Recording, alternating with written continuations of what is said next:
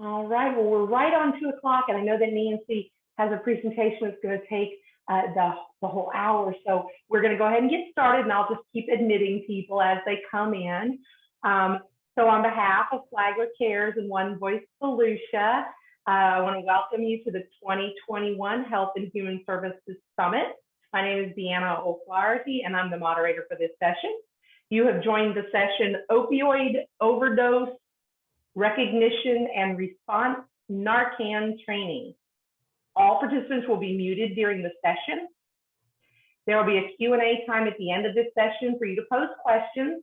You can raise your hand using the reaction button right down at the bottom of your screen, and then we will call on you and allow you to unmute yourself. You may also submit questions during the training in the chat box, and we'll pose them to the trainer during the session or at the end of the session, however time allows. Thank you to the sponsors who made today's summit possible. I hope everybody has enjoyed multiple sessions today. Advent Health, Career Source Solutions Flagler, SMA Healthcare, Magellan Healthcare, Department of Children and Families, and the House Next Door. It's my pleasure to introduce your trainer for this session, Nancy Rice. Nancy, take it away.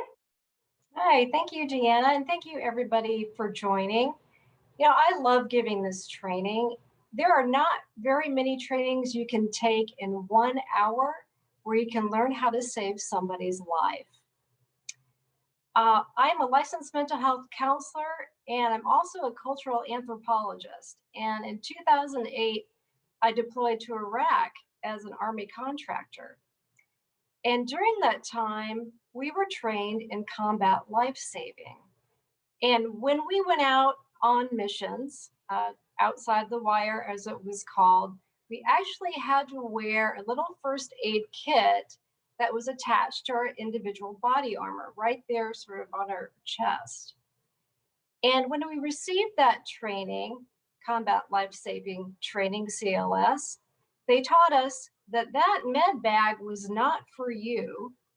That was to use on other people. So if somebody else was injured or in distress, you kept that med bag full because you were going to use that to save your buddy's life.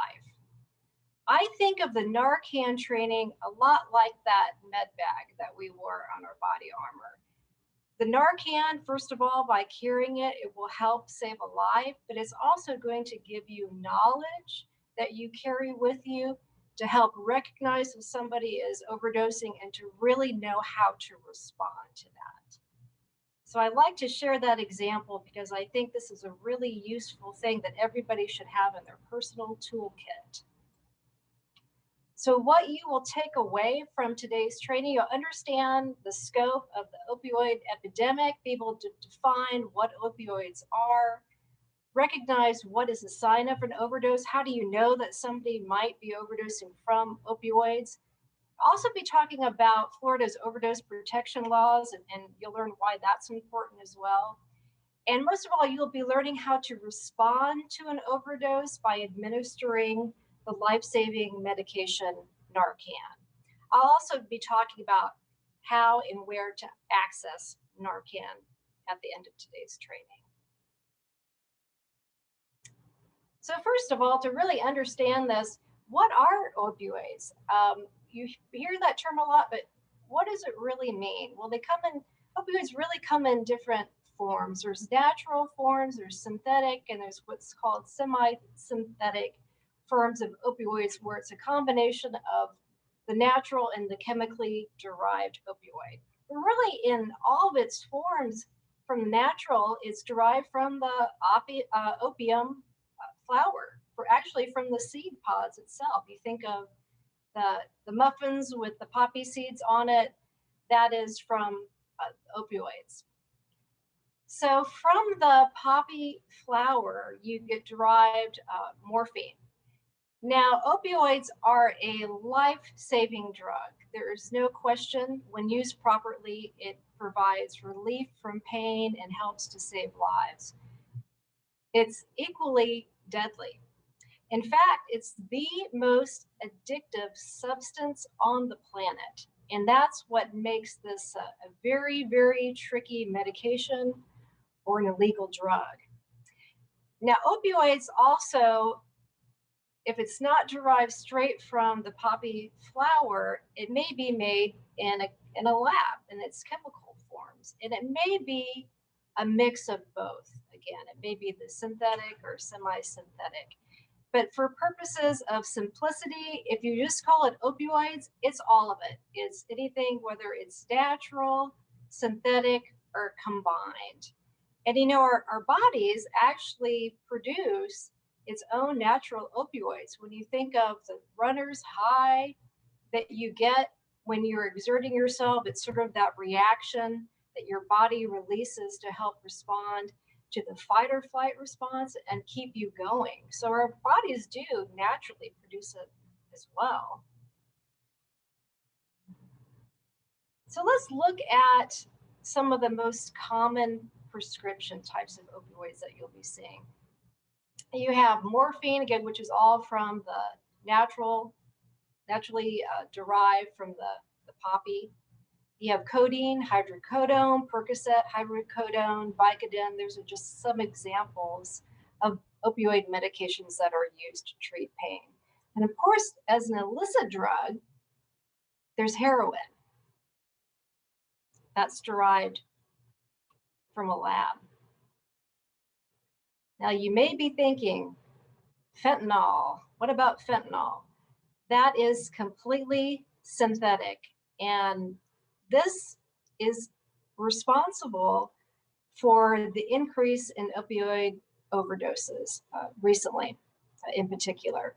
So let's talk about fentanyl for a moment, because this is very important. When you're hearing about the rise in overdoses in your county, in your town, we're finding across the board what's responsible for it is fentanyl. Now, fentanyl, again, it as a medication, life-saving, wonderful drug, helps people. It's usually given to cancer patients with extreme pain. It really gives them tremendous relief. It's generally in a patch form that you put on. But what's happened is this has been taken and abused and created in synthetic or pill mills in labs and synthetically created, and it's gone into the drug stream. Why is this so powerful and so potent? Well, if you look at this picture here on the slide, you can see that just by looking at the little granules there, that as a synthetic opioid, it's 80 to 100 times stronger than morphine. So, you know, morphine is already an incredibly strong drug or medication, and this is 80 to 100 times stronger. So when you're looking at those little vials there in the picture, that's actually considered deadly dose of any one of those. So it's just a grain. And if you look next to the penny in that picture, those are just a few granules of fentanyl that can be very, very dangerous. Carfentanil is 10,000 times stronger than that. That's another synthetic opioid. Sometimes it's a little bit confused, the names fentanyl and carfentanil. Carfentanil is actually an elephant tranquilizer. No reason humans need to be ingesting this. This is extremely dangerous when given to humans, but this is something else too that you may be hearing about. So I'm going to circle back to fentanyl in just a moment, but first let's really talk about how does this work? How does this affect our brain and therefore lead to our body system and lead to an overdose? Well, when opioids are released in your body system, whether that's through prescribed drug, illegal drug, from the runner's high, it's going to attach to these receptors, which are primarily in your brain. So if you can look just for a moment also on the screen here, here's a pen. So you want to think about your pen as a receptor in your brain, sort of like in the picture.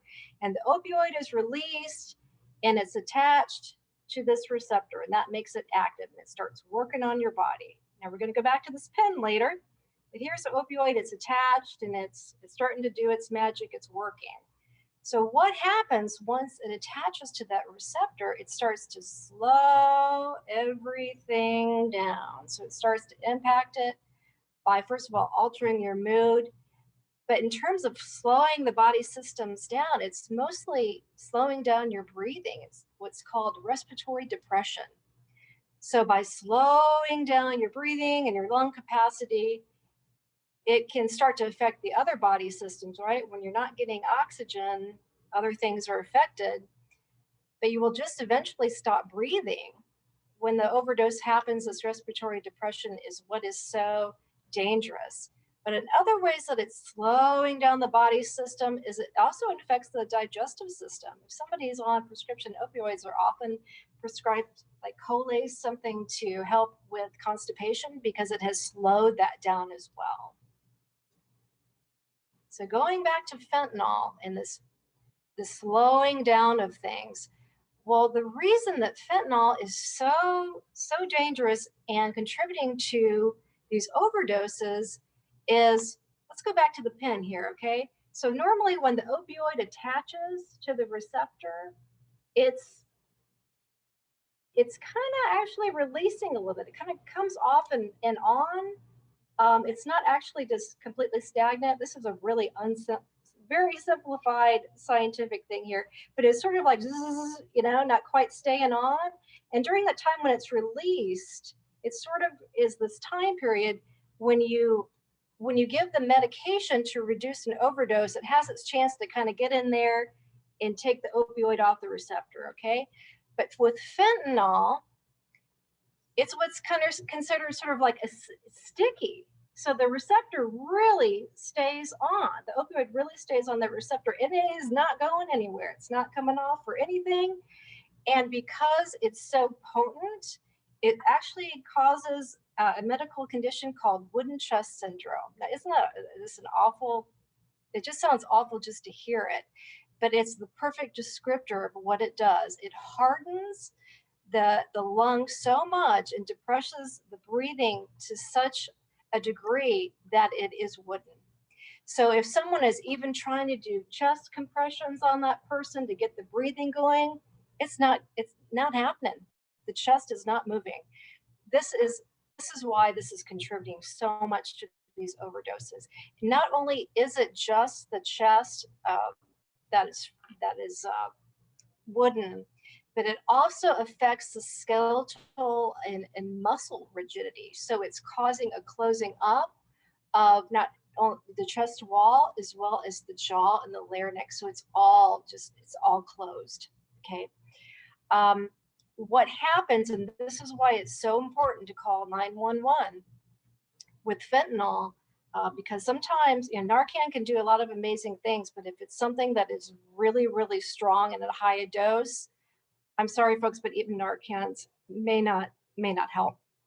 This is why you want to call 911, because in cases of extreme cases of wooden chest syndrome, it has to be reversed by IV. So naloxone, that is IV, not just even just nasal, and also just to do some other things to help release all of the other blockage, other medications, and a person may have to go on ventilation or support. So this is why fentanyl is so deadly, because of the extreme effects it has on the body system.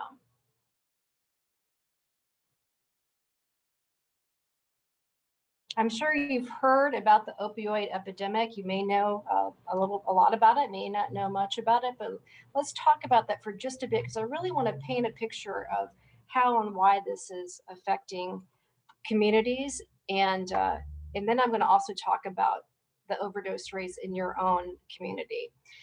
So let's talk about the big picture here. SAMHSA started to call opioid overdoses declared a major public health problem in the United States a number of years ago. And at that time too they talked about how it was specifically opioids and illicit opioid medications that were contributing to these high incidences of overdose. And that these overdoses were happening really in all populations, men, women, all ages, adults of all ages. There's no one who's truly untouched. The stats go up for everybody, but it does primarily tend to affect white males who are around the 30 age range. So according to the CDC, when they started talking about these numbers going up for overdoses, they made a pretty alarming declaration. They said that in fact, overdoses were the leading cause of injury-related deaths in the United States, higher than even car accidents. Well, that really alarmed me to hear that, because as common as car accidents are, I mean, if you haven't been in a car accident, you probably know somebody that has, that it's high, the rates are higher than even that. I mean, that to me told me this is truly something that is an issue. So in 2019, I'm going to give you this number to start off with, just sort of illustrate the increase in the past year. So in 2019, there was an increase in drug overdose deaths. It was around 70,980 deaths at that time nationally. So when you compared March 2019 to a year later, and then April and then May, it started to go up. Well, what happened between 2019 and 2020? The COVID pandemic, right? So this is where we really started to see this increase. March, it was 18% higher. April, 29% higher. And then this was really, it seems to be standing statistically that May 2020 of last year was the highest nationally for overdose, 42% increase, pretty alarming. Okay, so remember that number in yellow, 70,980.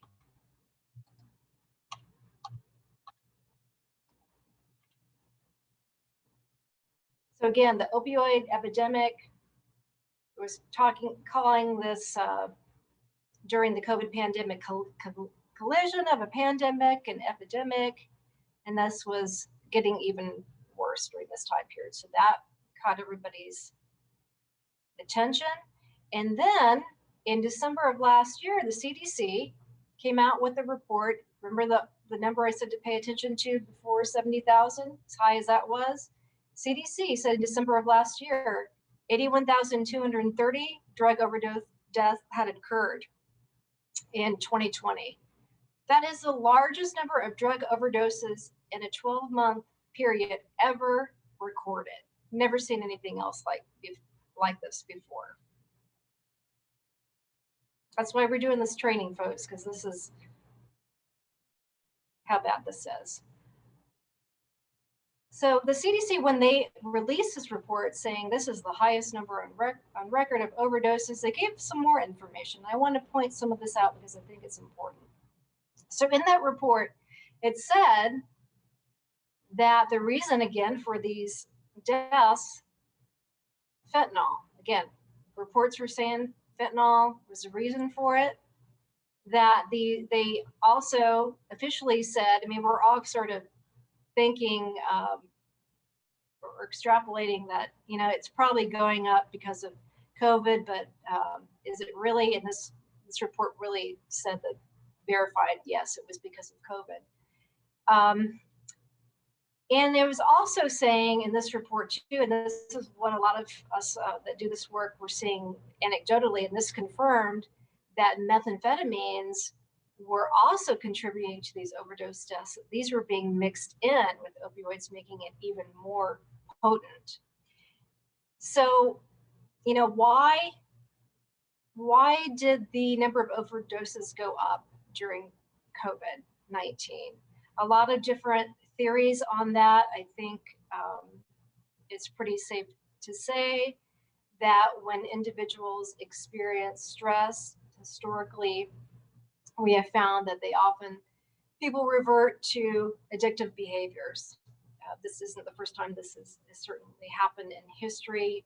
That could be a good reason for that. Not just opioids, but alcohol and other drugs as well, as a maladaptive coping response. Another reason that people believe that the overdose rate went up during the pandemic was because of social isolation, and people were using by themselves. They didn't have other people around, or the people maybe they usually used with, to kind of catch them and realize, hey, they're not okay and they need to get medical help. And so because of that isolation, nobody realized they were in trouble and they passed away. So whatever the official reasons are, I don't know, but I think there's a lot of good reason to think that would be contributing to this.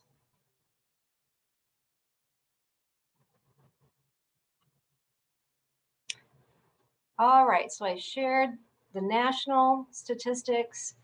I wanted to show you in your own county what we're seeing. So in Volusia County, thank you, Helena. She passed this along to me. This is what it was the overdose rates were looking like here from January to April of this year. This is not an unusual number of stats to see. This is a really typical sort of stats you're seeing. So I want to draw your attention to a couple different things here. That first of all, if you're looking at the gender of individuals that had experienced an overdose in this time period, that majority were male, 64.8%. Remember I said earlier that most individuals who tend to have opioid use disorder are male and have the overdose issues. Thanks to Regina, that is a beautiful dashboard, yes. I think she modeled it after the COVID-19 dashboards that were used. You can also see overdoses by race in this bar here, graph here. And you can see on this map, the darker points are where the higher concentration of overdoses are. I can't really see the zip code, but you probably know better, you're in that community. So you can see in this time period, 526 suspected overdoses. Not all these are deaths, right? These are just suspected overdoses. Suspected deaths, 60. They actually track when naloxone or NARCAN is administered. And you can see the numbers associated with that.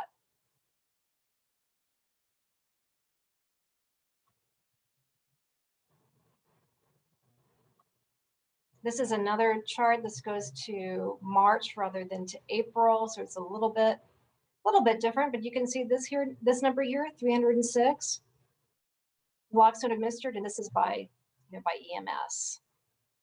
So this just kind of gives you a snapshot. And for Flagler County, I didn't get the official final blessing that I could use their slides, but when I was in their meeting, they did talk about their overdose rates being up around 14%. Okay, so, and again, it's different by county, but it's actually a mandate that these numbers are tracked and reported to the state. That's how we are able to track and know if overdoses are increasing or just decreasing.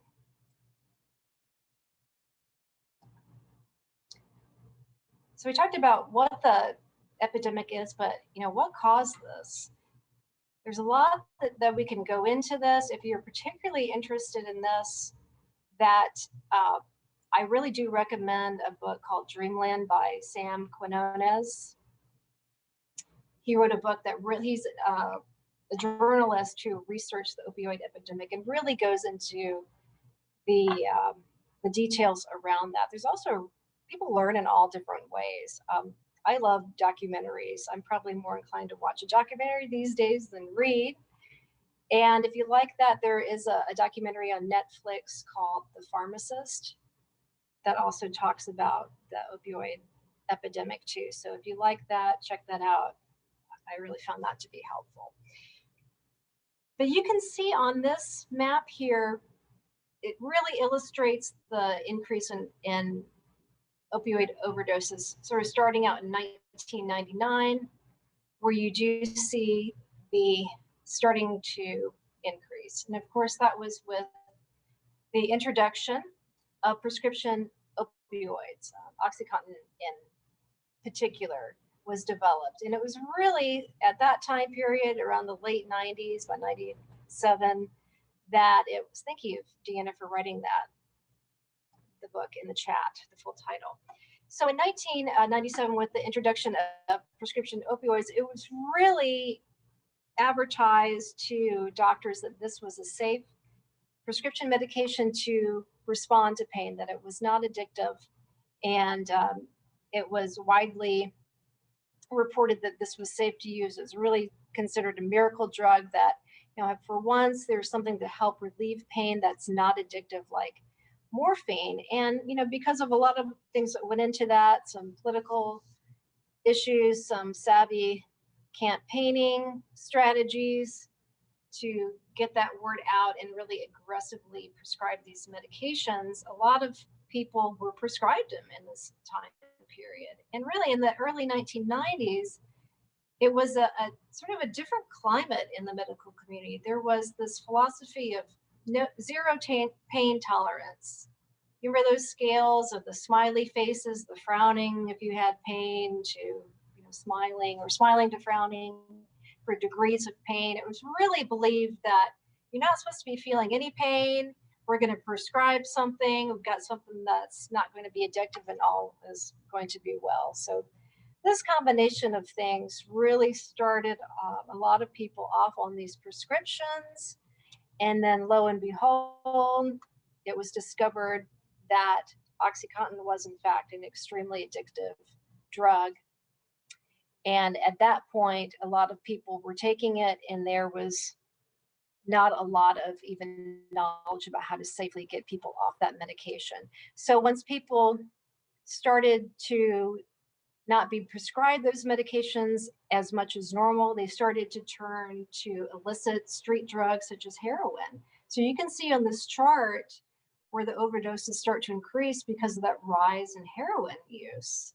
So that exacerbated the problem of overdoses. And the research I've done on heroin, it really wasn't something that the common everyday person would use. It was sort of something that back in the 60s and early 70s, you maybe heard of rock stars taking it. It really wasn't something that was very common, but it became more and more common for people to use heroin. And then it really spikes in this chart. You see that in 2013 because of the increase in even more synthetic opioids, particularly fentanyl.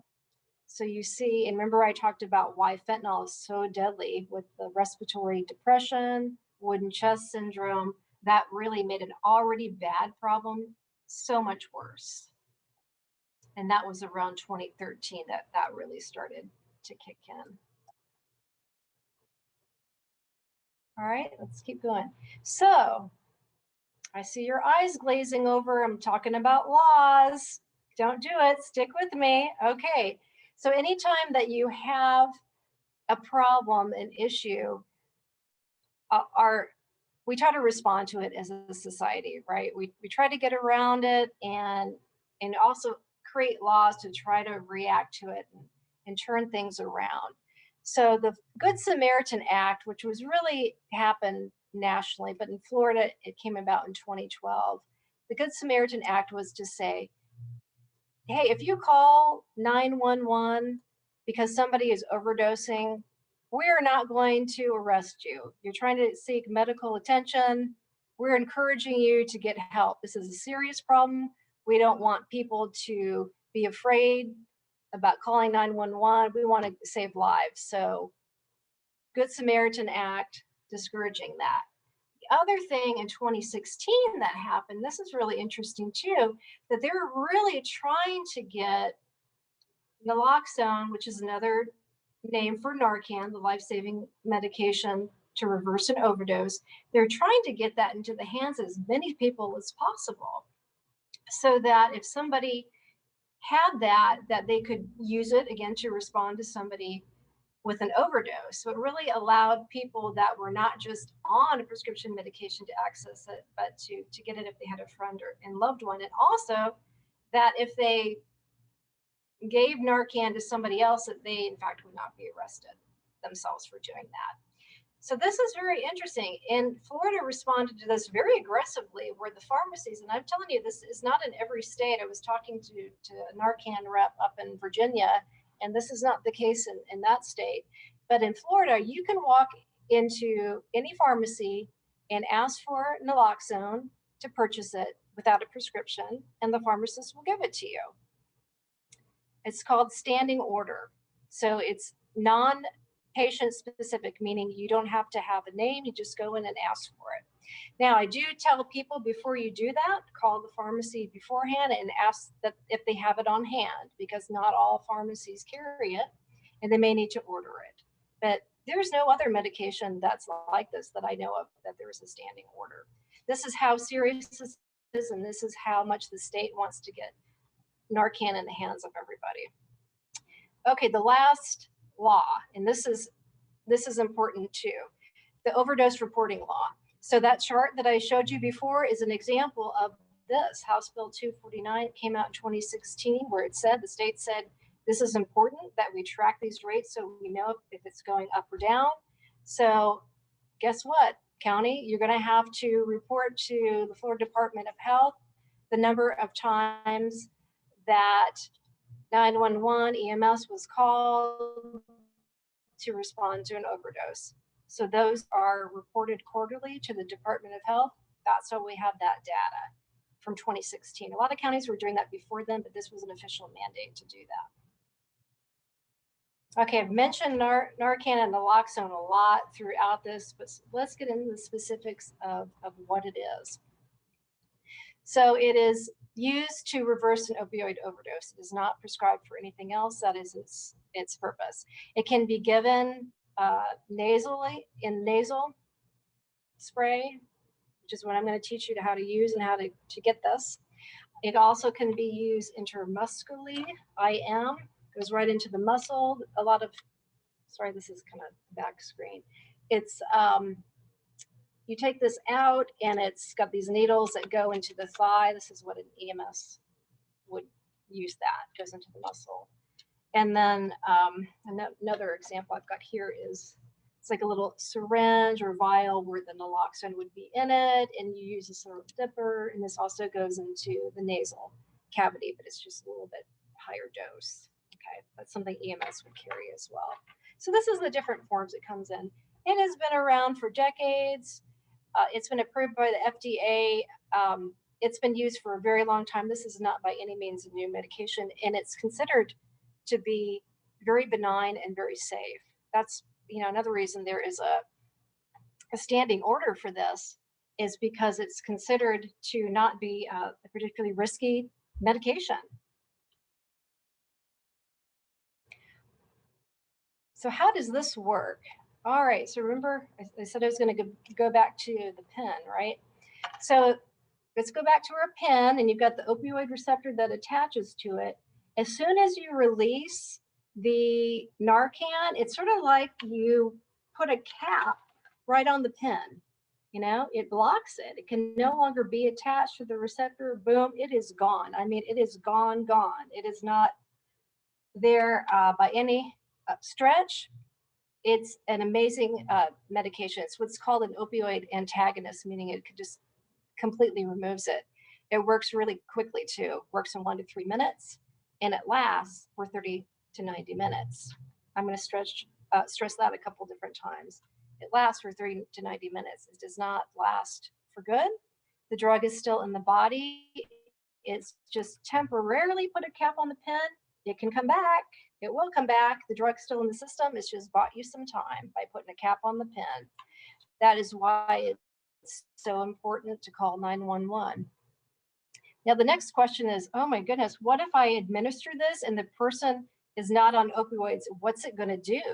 It has no effect on the body system. If somebody is not on opioids and you give them this medication, it's just not going to do anything. It's not harmful in that way. So better decide on the side of caution. So what does it not reverse?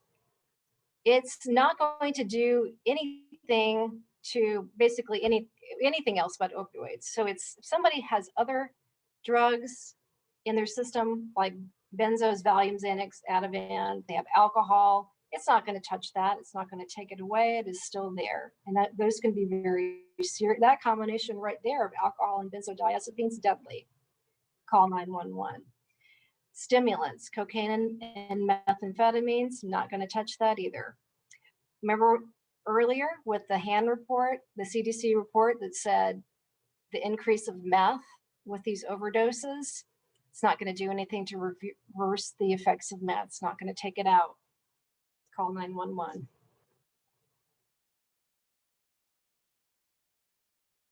Okay. Let's address some myths here.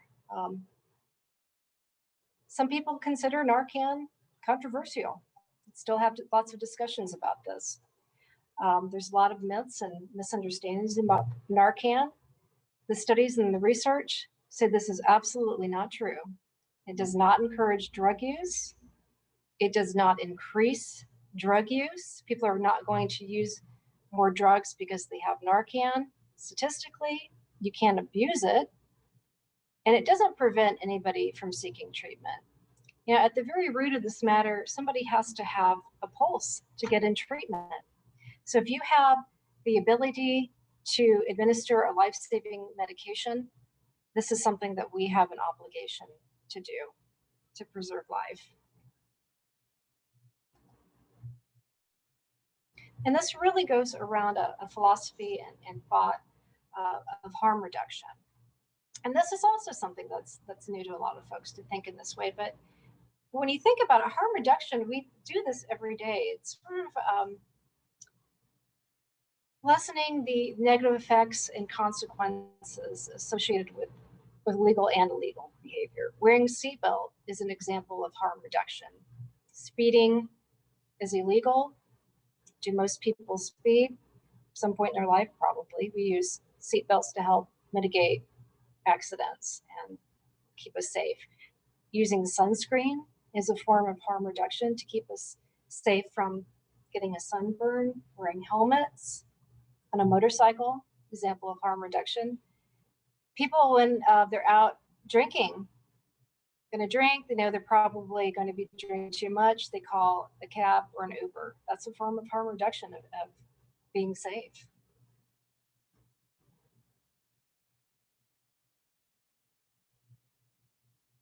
All right.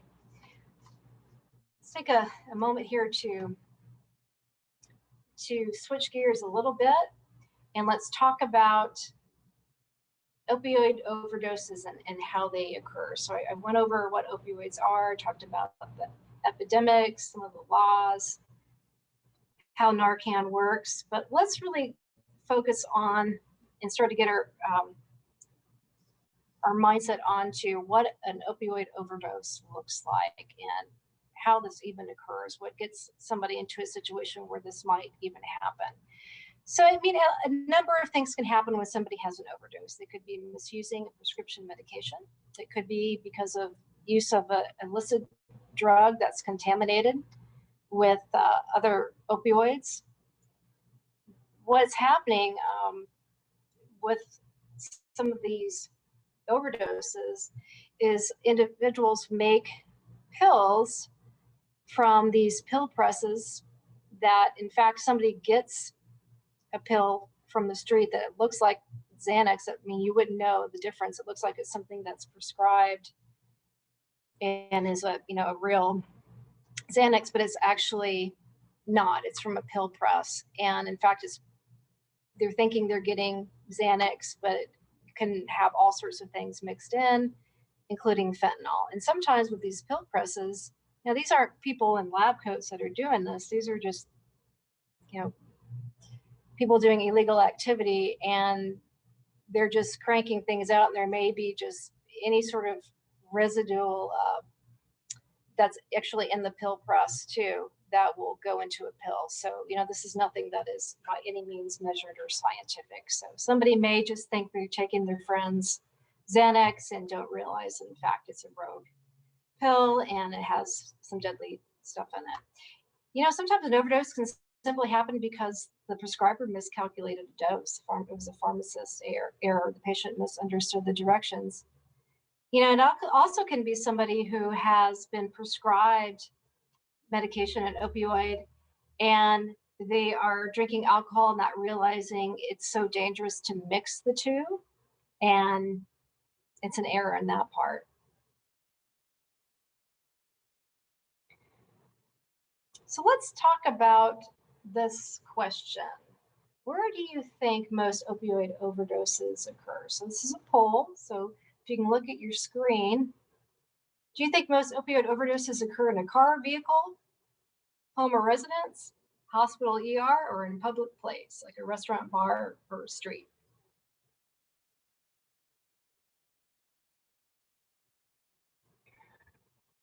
Give you a few minutes. Are we good, Deanna? They are coming in fast and furious. Okay. All right, whenever you want to close it. All right, we'll give them another. We're at 44 seconds. We'll hold for 1 minute. Almost there. Oh, it's not even close. All right, there's our 1 minute. We're gonna end the polling and let's see where we are. Share results. Can you see the results? Right. Yeah, we got a smart crew here. So the answer is home or residence is where most of them occur. They do occur in other places, but by and far, that's the #1 place. So thanks for playing along. Here you go. And in fact, in Duval County, that's where I happen to live and work. Sort of looked at the stats and found that 57% occurred in private residence. And I believe in that chart we had earlier. So by and far, it was also in a private residence. And in fact, it's usually that person's own home. Sometimes it's in the home of a friend, somebody that they know. So why is that important? Why did I make this into a poll? Well, because this is more evidence that it's important to have NARCAN on hand, that you have it in your house, that you have it on you, that friends and family have access to NARCAN, because a lot of these are just happening in a home.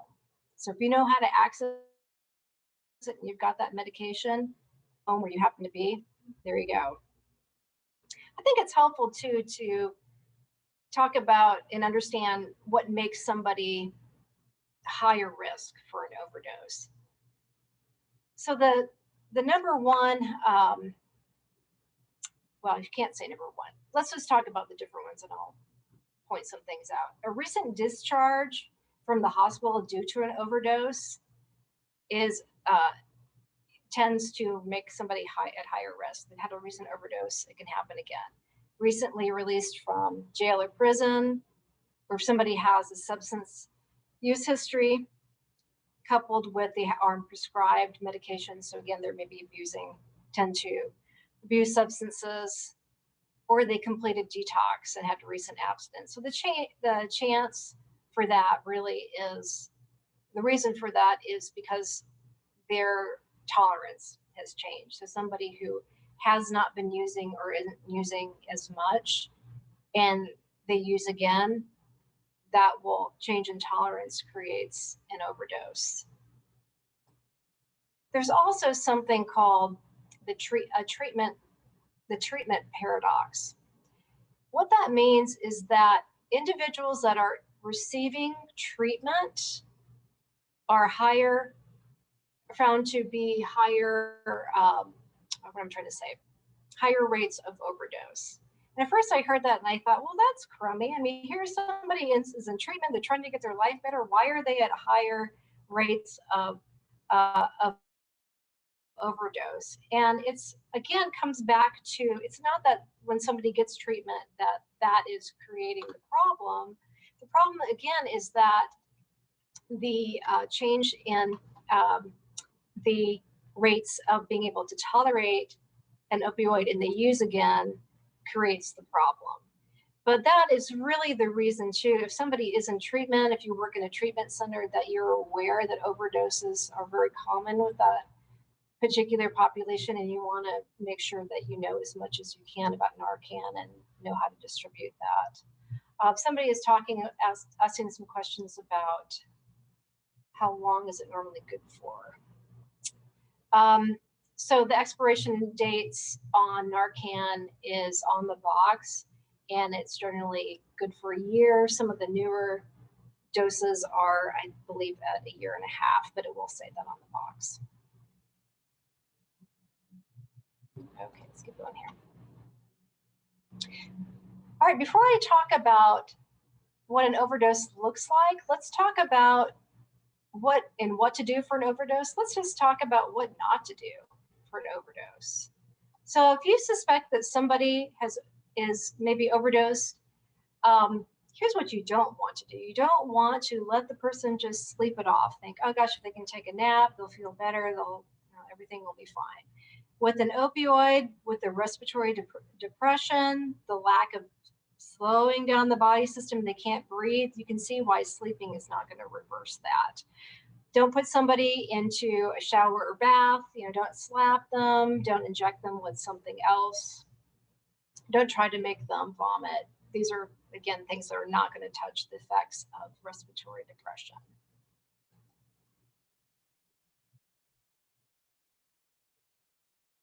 Okay, let's talk about how to evaluate for an overdose and what to do. So to evaluate for it, here are some of the signs to look for. And as you remember me talking about the lack of oxygen to the system, that starts to create these problems. So somebody is not able to awaken. They're unconscious. You try to wake them up. They're not responding to it.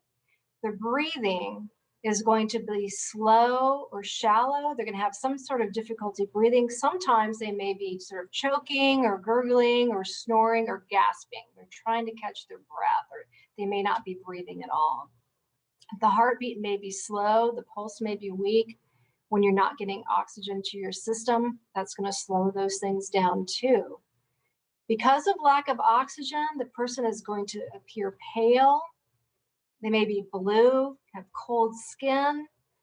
Their fingernails or lips may be blue or purple. If they are a person of color, the skin may appear more gray rather than pale. And their pupils may be constricted, like the pinpoint pupils, very, very small. So these are the signs to look for. If you see this, these are the signs of an opioid overdose, okay?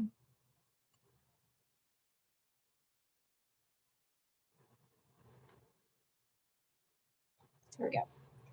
All right, so if you are kind of snoozing a little bit, wake up. This is very important. We're going to talk about what to do. The signs are there. You've been calling, trying to rouse the person. They're not rousing. Here's what you want to do. You think that they have maybe overdose from opioids. You're trying to get them to wake up. You're going to try to call their name. Deanna, are you okay? Really try to get their attention. Now, if there is no response, respond a little bit, and then they go back. You want to make sure they're able to maintain being awake. This says internet unstable. Am I still okay, Deanna? Okay. All right, let's hope it sticks with me here. You're going to call the person's name. They're not responding. Then you can do what's called sternum rub. See that place on the sternum? That's where that is. You take your knuckles here, just the two, rub it on that sternum. If you touch yourself right there right now, you can see it hurts. I mean, there's not a lot of muscle there. That will also wake somebody up. So continue to monitor, see if they're able to maintain it, and if they're able to keep breathing. All right. So you've called your name, they haven't responded. You've done the sternum rub, they haven't responded. What are you going to do now? You're going to call 911 right away. And you're going to try to stay as calm as possible, take a breath, try to think clearly, and give as much information as possible to get 911 there. Everything's going to be okay. Just go into that mode of staying calm and call 911. All right. Here's what you're going to do. I'm going to teach you how to administer NARCAN. You're going to be amazed how easy this is. Okay, this is what it looks like. Here's the nasal spray. You're going to lay the person on their back, flat on their back, because you want to have the airwaves as open as possible, be able to breathe. You're going to simply, peel back, open the package, and you're going to insert this in the person's nostril. Doesn't matter which one. Here's how I think of this. I mean, really, any way that you can do it, great. But I kind of think of this as putting my fingers like scissors and putting it around the nozzle, and then using my thumb to push it. Okay, so you have it in the person's nostril and you just firmly push it in. You are not going to prime the pump. It's not like Afrin nasal spray, because it's just a little bit in there, and once you push it, it's gone. So if you do that, you're going to release it. Just be firm about it and push it in. And then you're going to provide support under the person's neck with their hand. Let me go to the next picture. I like that a little bit better. So this is what's called the recovery position. So the person first is on their back completely, and then you roll them over to their side, what's called the recovery position. So their hands just kind of keeping their head in place, and knee is sort of out in front of the other, so they're not completely rolling over. Okay, so you've administered it really quickly, you put them in the recovery position. Ideally, you've already called 911, but if you haven't, you're going to call. That's how simple it is.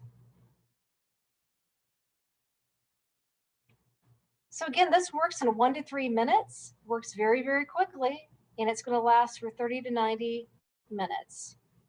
But again, medical assistance is needed.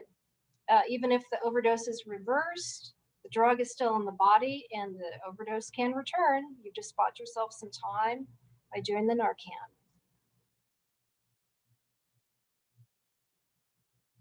So let's say you've administered the NARCAN and there's been no response. Nothing's happened. It's been 2 to 3 minutes, which feels like a lifetime in an instance like this. You can administer the second dose. When you get a kit, it actually comes with 2 of these. It's 4 milligrams in each one of these. So, and it has that for a reason. So you've got a little extra, a little backup. So you're going to administer the second dose, just like we did it. You're going to put it in the other nostril. And with all confidence and force, right? Just one push, you're done. And that's it. 911 should be on its way. Hopefully they're there by now. If there have been some cases where people have administered up to 6 to 8 doses. And in the case with fentanyl, we're talking about being sort of sticky. It's not coming off of the receptors very easily. I think that's the reason why people are having to use more to try to reverse it. Now, sometimes what can happen, and you've probably seen this maybe in videos, and it can turn people off, is what's called a fight or flight response when somebody has received NARCAN, meaning they get administered NARCAN and they come out sort of fighting. And some people think, oh my goodness, that's going to happen if I administer NARCAN. This person's going to come up swinging at me and they're going to be violent. This just is not a common reaction. This very rarely happens when you're administering this type of NARCAN. Those are usually in very extreme cases. That's just not likely to be the case. But why do people have that reaction anyway? Or what does happen when you use NARCAN? Well, it immediately, the cap on the pen, right? You put the NARCAN, it puts the cap on the pen. The opioid is immediately removed. So the person is going into withdrawal immediately. This is not, it's not like somebody sort of sleeping off being drunk. You know, this is something that is just a violent, really quick return of withdrawal symptoms. They're just immediately miserable. And to be in withdrawal from opioids is just an absolutely miserable experience. Individuals have what I've heard described as the worst case of the flu imaginable times 100. They're absolutely miserable. It is no fault of their own. Their body is just absolutely sick. They could have extreme body aches, diarrhea, fever, sweats, nausea, vomiting, the restless and irritable. It's just terrible. And that's also another reason to get people into some kind of care immediately to help them with these symptoms, which can be very uncomfortable and just quite miserable, and then to get them into treatment. Now, I share this too because sometimes if an individual is given Narcan and it's so abrupt that they're lucid, that they're just suddenly it's been removed from their system, they can say, oh, I'm fine. God, don't call the police. I'm good now. I'm good to go. Don't fall for that, right? It again has only bought you some time, 30 to 90 minutes to remove the drug from the system. It will return. And it's very imperative to get that person into care, because also, as we're finding, it's generally not just fentanyl that is found to be in their system. It can be methamphetamines and other drugs. And that combination of drugs can be quite toxic and require quite complicated in-depth detox and need for really critical medical attention to address all those things so somebody is safe. So once again, if somebody is lucid and says, hey, I'm fine, I'm going to go home, don't call 911, that is just temporary, that the overdose can return and will return. Kind of getting towards the end here. Let me talk about how to store Narcan and also where to find it, because you're probably thinking, where can I get Narcan? So this is just talking about how to store it, where to store it. You want to keep it in good temperatures. You don't want to put it in the glove box of your car for obvious reasons. Here in Florida, it's going to be too hot. So ideally, you're not just going to put it in there and leave it. If you're going to get out of your car, you're going to take it with you.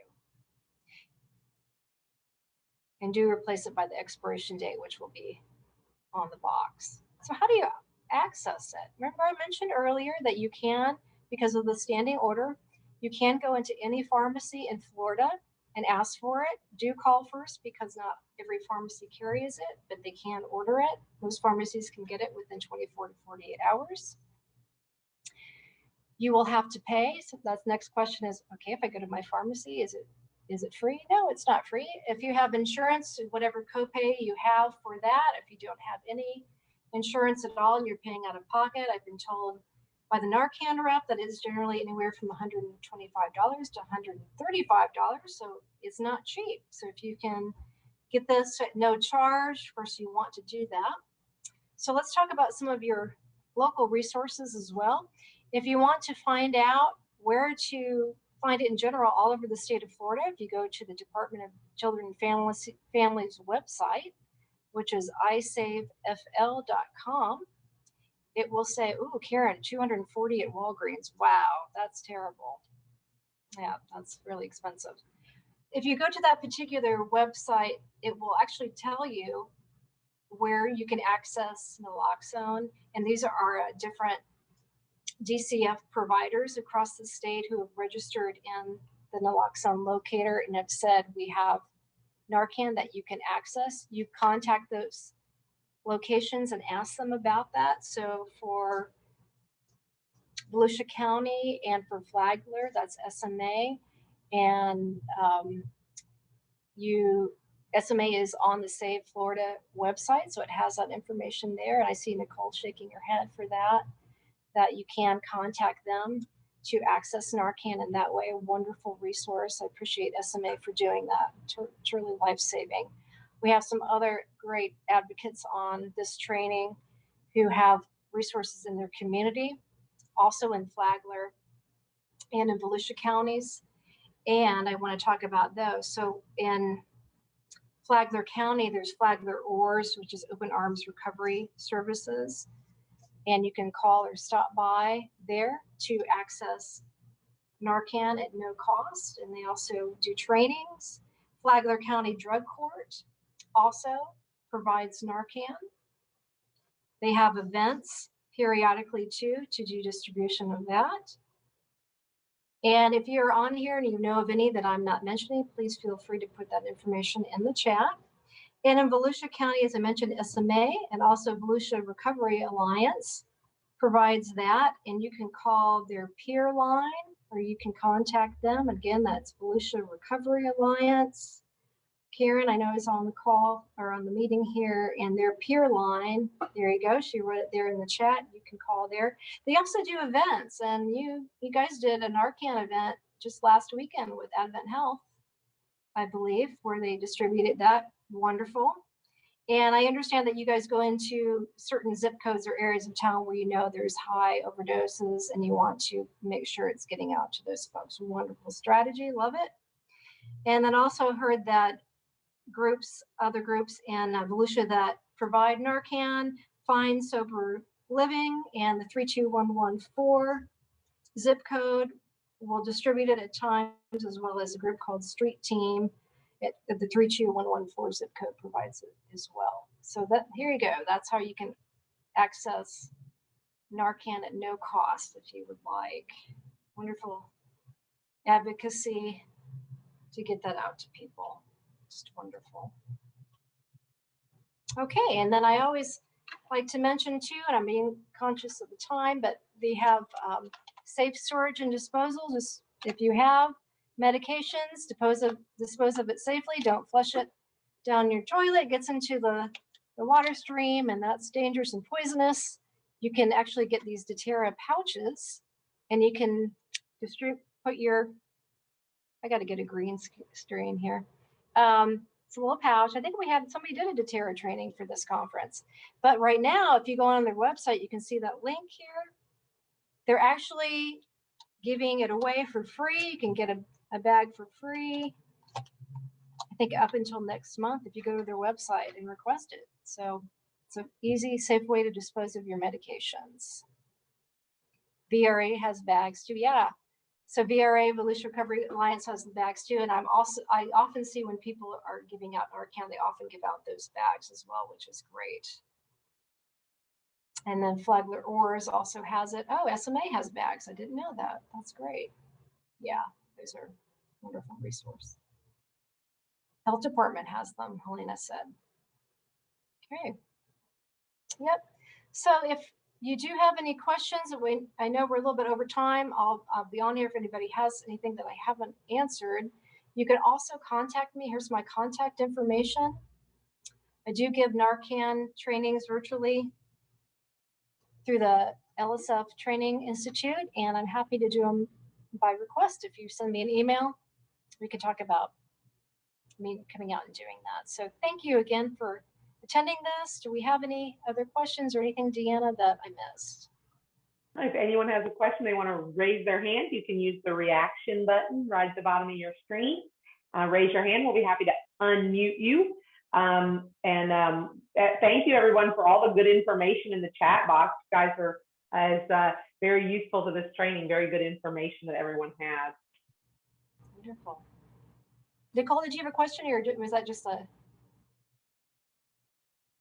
Okay, yeah, yes, Nicole. Quick question. So I saw probably maybe like 2 weeks ago, the FDA approved an 8 milligram nasal spray. Do you know, and I know you don't manage the NARCAN program, but do you know if we'll have availability to get the 8 milligram spray as part of the distribution program?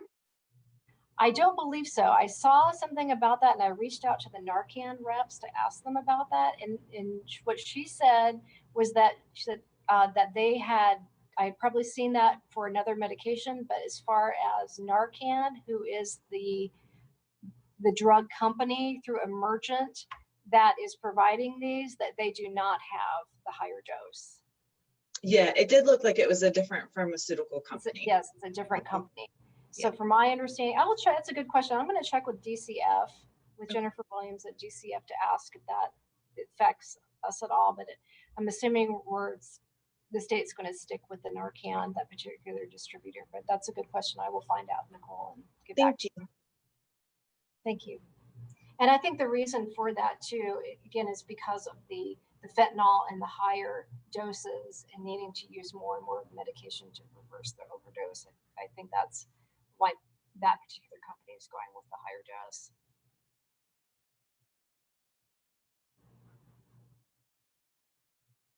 Okay, I'm not seeing anything else. Excellent. No, I don't see any more questions.